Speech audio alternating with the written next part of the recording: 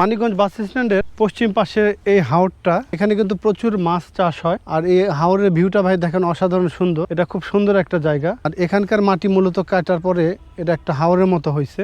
আর এই মাটিগুলা ঠিক এই বাজারটা করার জন্য বাধাই করছে, এই পুরা বাজারটা বাধাই করছে এখানকার মাটি দিয়ে। আর এটা কিন্তু কাঁচা বাজার, এখানে কিন্তু প্রচুর শাকসবজি ভোর রাত থেকে বিক্রি হয় এবং পাইকারি দামে বিক্রি হয়। সেগুলা বিভিন্ন জায়গা থেকে লোকজন আসে এবং সেটা কেনাকাটা করে। আর তারা বিভিন্ন গ্রামগঞ্জে বিভিন্ন বাজারে যায়, সেগুলো আবার বিক্রি। এটা কিন্তু অসাধারণ সুন্দর একটা জায়গা। আপনারা সময় সুযোগ পাইলে পাশে আসবেন। এটা কিন্তু কাঁচা বাজার, এখানে প্রচুর সবজি বিক্রি হয়। ভোররাত্রি থেকে এই বাজারটা মানে বেচাকেনি শুরু হয়। এই বাজারটা দীর্ঘদিন ধরেই চলতেছে।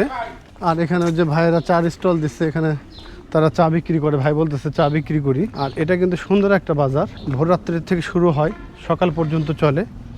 এখানে অনেক মানুষ আসে যারা এখান থেকে কেনাকাটা করে এবং সেগুলো গ্রামের বিভিন্ন বাজারে নিয়ে বিক্রি করে।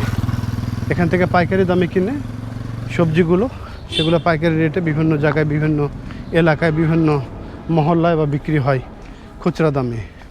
আর এটা বাস স্ট্যান্ড, মানিকগঞ্জ বাস স্ট্যান্ডের ঠিক পশ্চিম পাশে। এখানে আপনারা আসলে দেখতে পাবেন এই বাজারগুলো এটা নতুন করে সংস্কার করতেছে। এটা কাঁচা ছিল, এখন এটা পাকা করে এটা একটু সুন্দর করতেছে।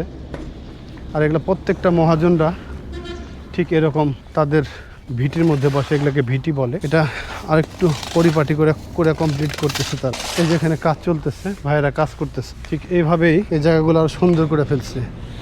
এটা কিন্তু খুবই চমৎকার একটা জায়গা। আর বিশেষ করে আপনারা যারা সকালবেলা বাজার করবেন, পাইকারি দামে কিনবেন, তারা এখানে আসবেন। এক পাল্লা যেটা নেবেন, এক পাল্লা নিতে হবে, সেটা 5 কেজির এক পাল্লা। আর ঠিক এভাবেই এখান থেকে বেচা কিনে হয়। অল্প তারা বিক্রি করে না, ন্যূনতম 5 কেজি আপনাদেরকে নিতে হবে।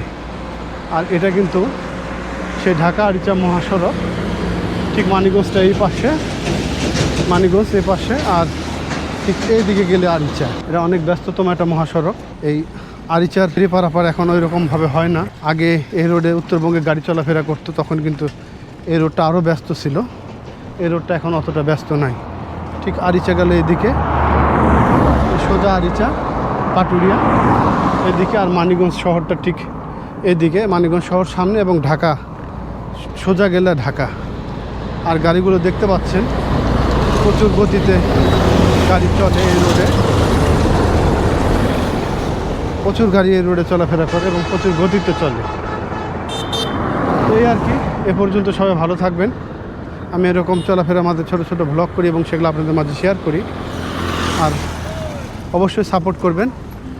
আপনাদের সাপোর্ট না পেলে আসলে আমাদের সামনের দিকে এগোতে পারবো না। তো আজকের ভিডিওটা এখানে শেষ করছি। সে পর্যন্ত সবাই ভালো থাকবেন। আজকের দিনটা প্রত্যেকের জন্য শুভ হোক। আল্লাহ হাফেজ।